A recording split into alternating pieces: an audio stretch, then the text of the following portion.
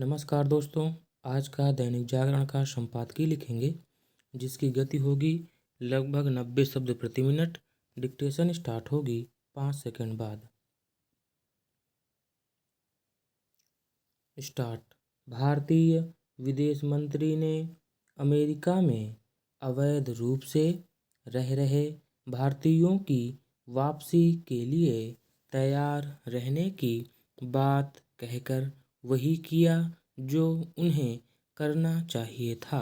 यदि अमेरिका अपने यहाँ अवैध रूप से आए लोगों को वापस करने का फैसला करता है तो भारत को अपने नागरिकों को लेने के लिए तैयार रहना चाहिए, लेकिन केवल इतने से ही बात नहीं बढ़ने वाली। जहां अमेरिका की यह जिम्मेदारी है कि भारतीय नागरिक उसके यहाँ ना तो अवैध रूप से प्रवेश करने पाएं और ना ही उत्पीड़न की झूठी शिकायतों के आधार पर शरण पाने पाएं। वहीं भारत को यह देखना होगा कि जो लोग अवैध तरीके से अमेरिका जाते हैं उन पर लगाम लगे। इसलिए लगे क्योंकि चोरी छिपे वहाँ जाने वाले देश की बदनामी कराते हैं और उन भारतीयों की छवि भी खराब करते हैं जो वैध तरीके से वहाँ गए हैं।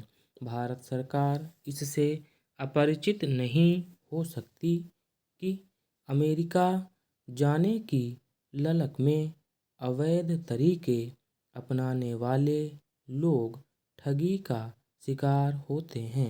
कुछ भारत में और कुछ अमेरिका के पड़ोसी देशों में कई मामले ऐसे आए हैं जिनमें अमेरिका या यूरोप जाने की कोशिश में लोगों ने अपनी सारी जमा पूंजी गंवा दी और फिर भी वहां नहीं पहुंच पाए। कुछ तो अपनी जान से ही हाथ धो बैठे क्योंकि वे डंकी रूट कहे जाने वाले बेहद खतरनाक रास्तों से अमेरिका जाने की कोशिश कर रहे थे। भारत सरकार को इसकी अनदेखी नहीं करनी चाहिए कि पंजाब, हरियाणा, गुजरात आदि में लोगों को अवैध तरीके से विदेश भेजने वाले गिरोह सक्रिय हैं।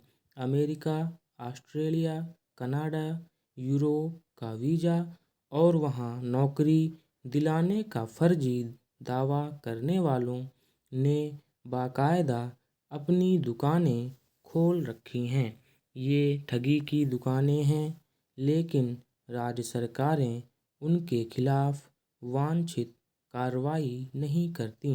भारत सरकार को ऐसे राज्यों को आवश्यक निर्देश देने चाहिए।